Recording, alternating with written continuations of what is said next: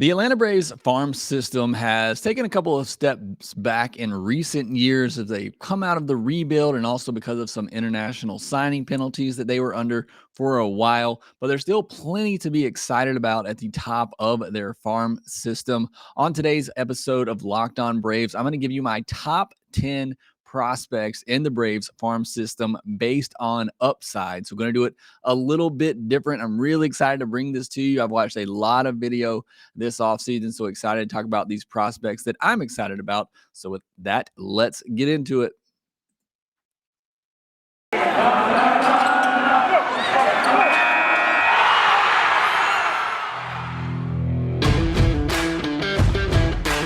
Hey, this is Stacey Gotsoulias, DC Lundberg, Ryan Finkelstein, Taylor Blake Ward, host of Locked On Yankees, Locked On Mariners, Locked On Mets, Locked On Angels, and you're listening to Locked On Braves. Locked On Braves, Locked On Braves, part of the Locked On Podcast Network.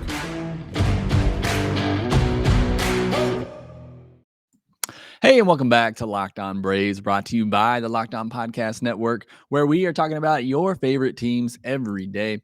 I am your host, Jake Mastroianni. You can follow me on Twitter at shortstopball, where you can check out my bio there to see where I am covering the great game of baseball that I love, including the Atlanta Braves in written form over at tomahawktake.com, where I'm the co-editor. You can also cover me at Prospects 1500, where I cover AA South prospects, also cover the Birmingham Barons for Southside Sox, and college baseball as well over at College Baseball Daily. Also, make sure you follow the podcast on Twitter at LockedOn_Braves, getting really close to 500 followers there, so appreciate all the support. Make sure you subscribe to us on YouTube as well. Make sure you comment down in the comment section on those videos. I get back to every single one of your comments, so please make sure that you're commenting there and keeping that discussion going. And thanks for making Locked On Braves your first listen each and every day. Right now, during the offseason, we're posting episodes 3 days a week, Monday, Wednesday, and Friday. But during the season, we'll be back to 5 days a week once this lockout hopefully ends, which I'm hoping is very, very soon. On today's podcast, I'm going to unveil my top 10 prospects in the Braves farm system, but I'm going to do it a little bit different. I'm going to do it strictly based on upside, and I'm going to rank them by the players that I think have the highest ceilings in the Braves farm system. So a little bit different twist on prospect rankings that I'm really excited about. I've watched a lot of video, like I said, and I'm really excited to talk about these prospects that I really can't wait to see in 2022. Before we get into the top 10, I wanted to give some honorable mentions. For me, there's really 15 prospects the Braves have right now at the top that I think is a pretty safe top 15 that you feel could give some production at the major league level. Now, maybe not great production, but I think all these players in this top 15, we have a pretty good feeling of what they could be at the big league level. And I think all of these could be contributors of some sort. So from 11 to 15, and I'm going to do this actually from 15 to 11, I got Braden Shumake. I think he's destined to be a utility type player. I don't know that he'll ever be an everyday regular. I'm sure maybe he gets a shot at some point, but even when they drafted him, I thought he was more of a utility type player, and that's really what I view him as right now. But I have very little doubts that he'll get to the big league level. I just don't know that he'll ever be an everyday type contributor. At 14, I got Jesse Franklin. I was really excited to watch Jesse Franklin this offseason and dive into the video. Right now, I'd probably put him as a fourth outfielder or a left-handed power bat off the bench, which still can have a ton of value, as we just saw with Jock Peterson. Tucker Davidson at 13. I love Tucker Davidson and Bryce Elder, who comes in at 12 as well. I think both of those are very safe bets to be fourth or fifth starters in a major league rotation for a good while. So I really love Tucker Davidson and Bryce Elder. I think those are very safe floors for those two guys. And then I have Joey Estes at 11. I think he could potentially get bumped up, and as some players graduate, he certainly will. But very excited about Joey Estes and his future. I think he's just outside of the top 10 right now for me. And a couple of prospects who could rise in 2022 that I wanted to throw out at you. I'm really excited to see what AJ Smith Shawver does. the 2021 draft pick for the Braves. Big fastball, really big stuff. Just kind of raw, needs to control it a little bit better. And I think he could be a prospect that makes huge jumps in 2022. Same for Emborius Taveras, who obviously, we haven't seen play yet, but the really first big international signing the Braves have made after the penalties were lifted, or actually penalties were still somewhat in place at that point. But I'm really excited to see what he can do. Hopefully he gets his first taste of professional baseball in 2022. So really excited about him. All right, but let's jump into the top 10 for me right now. Again, this is based on upside, players who I think have the most upside. So I'm going to give you their ceilings for all of these, or what I think they could potentially be one day at the big league level. And coming in at number 10 for me is Kyle Muller. And we've already gotten a taste of Kyle Muller at the big league level. And it was a really good run for him. I think the league started to adjust to him a little bit. And, therefore he started to struggle at the end. But even going back and watching those starts at the end where he was struggling, I didn't think he was too terrible. It's just, he ran into a good Reds lineup in his last start. But he has a plus slider. That slider was unhittable even at the big league level. My main thing with him is the fastball. A guy that big, you would think he would, have a little bit more velocity. And he does. He throws good. I would like to see him sit more mid-90s. A lot of the starts I watched, his velocity tended to fade later into games. I would like to see him, build up that endurance to be able to throw into the mid-90s, into the fourth and fifth innings. I think that would be huge for him. He's got that curveball as well that he's working on trying to develop. For me, I think he's a very safe bet as a number 3 starter, but I think he has I think that he has a ceiling as a number 3 starter. I think he's a pretty safe bet for, a back with a rotation arm. But if he does, learn to keep that velocity up with that fastball and command it a little bit better, and does develop a curveball, I think he could easily be a solid number 3 starter. So I got Kyle Muller at number 10 on my list right now. At number 9, I have Jared Schuster.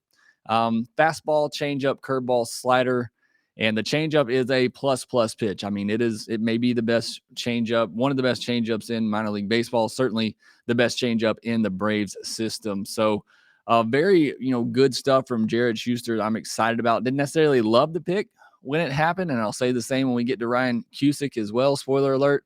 But I did like going back and watching Jared Schuster, like his stuff. His fastball really plays up in the zone. That slider is going to be a make or break pitch for him, and whether or not he makes it as a starter or is moved to the bullpen. I think he would do very well in a bullpen role as a lefty reliever. But that changeup is good enough, and we've seen what Ian Anderson can do with pretty much a fastball changeup combination. I think Schuster has the ceiling of a number 2 starter. I think it's very fringy. I think he would have to really develop that curveball and slider a little bit. But I think he does have the ceiling of a number 2 starter, most likely more of a safe bet as a number 3, or like I said, could be a very good high leverage reliever with that fastball changeup combination that he has. And then at number 8, somebody I was really high on this year, and he proved it once he got moved up a level, actually. But Freddy Tarnick, I am really excited about him. I think he also has the ceiling as a number 2 starter. I think he has that kind of stuff, and there's still projectability with him. It seems like there's still room to grow for him, which is why I could see him reaching that ceiling. But he already has 2+ pitches in my mind in the fastball and that curveball, which is really good. He also throws a changeup, slider, and sinker. But that fastball curveball combination is really good for him. So I'm really excited to see what he does, and especially in 2022, continuing to pitch at the AA level. I think he could move up quickly, but I'm really excited about Freddy Tarnick. I've been waiting for him to pitch for a while now. Finally got a full season in last year, and he was really impressive to me. So I have him at number 8 on my list. This is the time of year that I've pretty much given up on all my New Year's resolutions, but not this year. I'm sticking to my resolution to eat right thanks to Built Bar. It almost feels like it's not really a resolution at all because I actually enjoy eating Built Bars. And have you tried their puffs? If you haven't, you're missing out on one of the Built Bar's best tasting bars. Puffs are the first ever protein-infused marshmallow. They're fluffy, they're marshmallowy, they're not just a protein bar, they're a treat, and they're covered in 100% real chocolate, just like all other Built bars are. Low calorie, high protein. Replace your candy bar with these. They are better. A typical candy bar can be anywhere from 200 to 300 calories, and Built bars have much less than that, usually around 130 calories. So they're good for you and they taste great. Go to built.com right now. Scroll down to the macros chart. Well, you'll be blown away by the high protein, low calorie, high fiber, low carb diet that you have here with Built bars, and tons of great flavors from mint brownie, coconut almond. Right now they have the white chocolate cookies and cream that is so good. They're all delicious. At Built Bar, they are all about taste. They will make it taste delicious first and then figure out how to make it healthy for you. So go to built.com, use our promo code LOCKED15 and get 15% off your order. Again, use promo code LOCKED15 for 15% off at built.com. All right, continuing the countdown here with number 7. I kind of hinted at it a minute ago, but I have Ryan Cusick at number 7 on my list. I really didn't know what to make of him. Again, like Schuster, I was not exactly thrilled with the first round selection. A lot of risks involved here with Cusick, but I do think his floor is a high leverage reliever. And that's not a bad floor to have, especially in today's game. But to spend a first round pick on that, is obviously very risky. But watching him pitch, I mean, the guy is touching 100 in the minor leagues. Now, he didn't work deep into games this year. They're still trying to get him stretched out for a starter's role. But I mean, that fastball is electric. And I mean, he kept that velocity, into the third and fourth innings, which is about as deep as he went in 2021. But primarily fastball slider. The starts I watched, it was probably 65% fastball, and the rest were sliders, maybe an occasional changeup that he mixed in there. So he's going to have to continue to develop those secondary pitches. But that fastball alone is a plus pitch, being able to throw it at that velocity, and he can get away with that at the lower levels. But as he moves up, obviously going to have to work on those secondary pitches. And his slider, it's more like a slurve. At times it's going more east to west, and then at other times it has some really good drop on it. So I think he's still trying to figure that pitch out. I don't know if he's meaning to throw it two different ways or not, or if they're two different pitches, but sometimes I'm watching that slider and it's moving right to left. The other times it's dropping more north to south. But I do think he has a ceiling of a, top of the rotation pitcher. Or like I said, I think if that doesn't work out, he's going to be a high leverage 7th, 8th, 9th inning type of guy. So I think he has a big impact either way at the major league level. Again, has a lot of work to do as a starter. You don't normally get that when you're taking a college pitcher that high. You're normally looking at somebody that could move up quickly, but I don't think that's going to be the case with Cusick here. They're going to have to continue to stretch him out as a starter. He has a lot of work to do to reach that ceiling. But again, when you have a fastball that's as electric as his is, and it was one of the best in that draft, he has a high ceiling. It's just, it could take a while for him to reach it. All right, number 6 on my list is Vaughn Grissom, somebody who's gotten a lot of hype this offseason after a very good 2021. Right now he has a plus hit tool. He doesn't strike out a ton, but he does, take his walks. He will draw his walks, even though he is somewhat of a free swinger. He will draw his walks because he has a very good, mature, approach at the plate. Decent power. And I think that could come a little bit more depending on, with his size. There's obviously some room for potential growth there. It's not necessary for him to become a quality big leaguer, but I think there is, obviously some extra power potential in there. But he already has some very good pull side power that right now. And he reminds me a lot of Andrelton Simmons at the plate, not in the field, Andrelton Simmons, but reminds me a lot of him at the plate with his stance and just the way he looks physically and the way that he puts the bat on the ball. He reminds me a lot of Andrelton Simmons. And I think that's likely the hitter we see, in Andrelton's best years. He's a 270, 330 hitter with 15 to 20 home runs. And that's what I see as the ceiling for Vaughn Grissom. And that's a really good quality middle infielder, which, I think is what he'll be. I don't know if he'll stick at shortstop. If he does develop into more power, you could potentially move him to third base. I think he has the arm for that.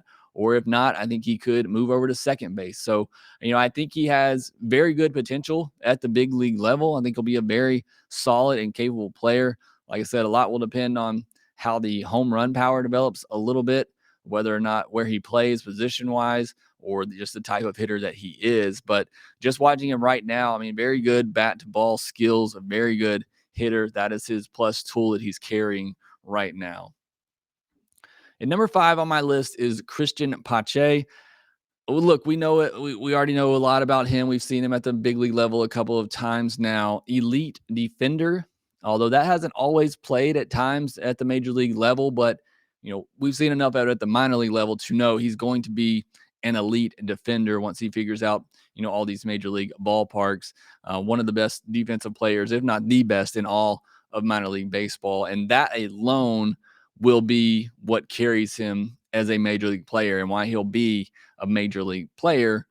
The only question is will he hit enough? And, I'm really encouraged of the things that I saw in the second half of the 2021 season at Gwinnett. I was writing back then at tomahawktake.com. I wanted him to get a look at the big league level at the end of 2021 in case the Braves wanted to use him in the postseason. He didn't get that opportunity, but he continued to work at Gwinnett and put up some good numbers in the last couple of months there.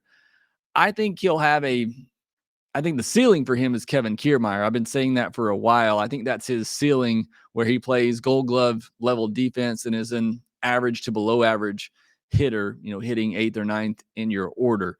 And I think that's okay. And that's still really good to have an elite defender in center field like that, who can hit 240, 250 and give you 15 to 20 home runs, maybe 10 to 15 home runs. That's still really good. I know that's probably not what people were hoping for when, he's been ranked as the Braves' #1 prospect in the past, but that's still a really good prospect. That's still a really good player. I think a lot of people would say they like Kevin Kiermaier. I think a lot of Rays fans would say they like Kevin Kiermaier. I think that's the ceiling for Christian Pache right now. And then at number 4, I was a bit surprised at myself at this because I've been so hard on him in the past, but I still have Drew Waters at number 4. And, again, like I said, I've been hard on him in the past. I've watched him a couple of times in person and just did not come away impressed. But you have to remember, he has been, a young player at every level that he's played at. He's been, really too young for that level. And he's still impressed up until he got to the AAA level, where he's gotten exposed, even more so. And the strikeout rates have gone up. The walk rates have gone down. And it's up to him to adjust now at this point. But, and he did somewhat to his benefit in 2021. He brought down his walk percentage and his K percentage from 2019. Granted, it was a very small sample size in 2019, but he got his K percentage down from 30%, he got it down 30% from 35%. He needs to continue to work on that, get it down to around 25%, which is still pretty high, but you'll take that if he's giving you power. And that's one of the other things I need to see from him, is to give us more power. I think he had 11 home runs in 2021 with Gwinnett. Would like to see him, obviously push that more up to 20 home runs. But the reason I still have him here at number 4 is because I think his upside is, as a hitter, is more than Pache, and I think he can be a very good defender as well. I still think Pache, I still think Waters can be a 20-20 type player, 20 home runs, 20 stolen bases, a 260, 270 type player with 20 to 25 home runs and 20 stolen bases. I still think Waters has that ceiling and has that ability. And that's why, I'm not ready to give up on him just yet. He's still just entering his age 23 season. So I'm not ready to just give up on him. I would not be surprised if he is dealt, either this offseason or sometime during the season, if the Braves want to make a big upgrade. I wouldn't just trade him for the sake of trading him. But again, we're just looking mainly at ceiling with this ranking. And I still think Waters has a very high ceiling as a 2020 player, but got to cut down on that strikeout rate. Got to continue to improve the walk rate, which is actually pretty good in 2021, and continue to improve on those power numbers. BetOnline has you covered this season with more props, odds, and lines than ever before as football season continues its march through the playoffs with the Super Bowl coming up this weekend. BetOnline.net remains the best spot for all your sports, scores, podcasts, and news this season. And it's not just football. BetOnline has up-to-the-minute info on pro and college hoops, NHL, boxing, UFC, along with live real-time updates of current games. Don't wait to take advantage of all the new amazing offers available for the 2022 season. BetOnline, where the game starts. All right, so I got my top 3 prospects, and I'm really excited about these top 3. I think these are a tier above the ones that I just mentioned. I think all 3 of these have very high ceilings, and I think they're very attainable ceilings for all 3 of these prospects. But coming in at number 3 is catcher Shea Langoliers. And look, I think he's the safest pick of all of these. He's already an elite defensive catcher, and I don't believe that will change as he moves up levels and gets to the major leagues. And it's pretty safe power projection as well. I mean, I have very little doubts that he will continue to be able to hit home runs as he goes up levels and as he gets to the major leagues. I mean, we already saw him do it at Double-A and Double-A South, a league that I cover, which is really hard to hit home runs in. And we already saw him mash over 20 home runs there. So I believe the power is real. He may never be a 270, 280 hitter, but I think he'll hit, 20, 25 home runs from the catcher position and hit 240, 250 while playing an elite level defense. That's a really good catcher, and that is a catcher to get excited about. And that's what I think Shea Langoliers can be. So, and I think that's a pretty safe projection. I mean, I almost want to say that's the floor for him. The potential that he could be even better than that if he becomes, a little bit more polished hitter overall and maybe sees those average numbers go up. But I think he'll hit for power. I think he'll play elite level defense. And what more could you really ask for from the catcher position? So I'm really high on Shea Langoliers. I think he's going to be a very good catcher for the Braves for a long time. At number 2 is Spencer Strider. And this may be the one that shocks some people, maybe not. But obviously he gained a lot of hype this past year, even came up and made his debut with the Braves. I'll be honest, at that point, I did not know a lot about him. As I've said before, I don't get a chance to watch a lot of minor league games during the season. So again, another one I was really excited to go back in and watch video on from this past season. And I was blown away, with what this kid can do. And I'm going to talk about it with Michael Harris, who, spoiler alert, is number 1 on my list. But Spencer Strider just carries himself like he's going to be a great big league pitcher. And, there's just something to that. And I'll be honest, this putting Spencer Strider 2 is more of a feel thing than anything else. Yes, he has the plus fastball. He still needs to work on his secondary pitches, that slurve and that changeup, in order to be an elite starting pitcher at the big league level. But I just love his mentality. And, there's that Fangraphs article interview that he had, and just listening to his mentality, he knows what he needs to do to compete in order to succeed as a starting pitcher at the big league level. And I just believe in the guy. I believe he's going to get there. And I believe he has the ceiling as a frontline starter, a number 2 starter, potentially number 1 starter even. That's how confident I am in Spencer Strider. He still has stuff to work on. So I know he made his debut with the Braves in 2021. I would not be surprised at all if he doesn't pitch at the big league level at all in 2022, at least not as a starter. I could see him coming up, as a reliever late in the year again, but he still has plenty of things to work on as a starter at the minor league level, where he's primarily just dominated with a fastball. And, that's not always going to cut it at the big league level. So he's going to have to continue to work on that. But I am really excited about Spencer Strider. I can't wait to see what he does in 2022. But I think he has a very high ceiling and a very high floor as well, because if things don't work out for him as a starter, I could see him being an elite level closer or 8th inning reliever. So again, kind of like I talked about, with Cusick and Schuster, I think either way, they're going to have a big impact at the major league level, whether it comes as a elite, top of the rotation type starter or as an elite reliever in the back of the bullpen. All right. And then number 1, I already kind of gave it away, is Michael Harris II. no real surprise here. He's grown to the top of a lot of these rankings already. And again, kind of like Strider, when you watch Michael Harris bat and you watch him in the box, it's just he has that certain swag about him. Like he knows he belongs. He knows he's a big league level player, a lot bigger than I really thought he was. And obviously there's still some room for growth in him. The only tool he doesn't have right now is that power tool. And, if he gets that, then we got a 5-tool player because he already has the other 4. The guy can hit. He can hit for average. He can run. He can throw. I mean, this guy has it all. And, if that power comes along, we're talking about a perennial all-star type player here. If he can get to just 20, 25 home runs, I feel pretty confident he's going to hit 280 or higher. The thing that really shocked me the most about watching Michael Harris is just his approach at the plate. It is so mature. Now he was at the lower levels. He was at high A. You'll have to see if that continues as he goes up levels. But I was just really blown away by his approach at the plate in the games that I saw. Not chasing pitches, very disciplined, waiting for a good pitch to hit.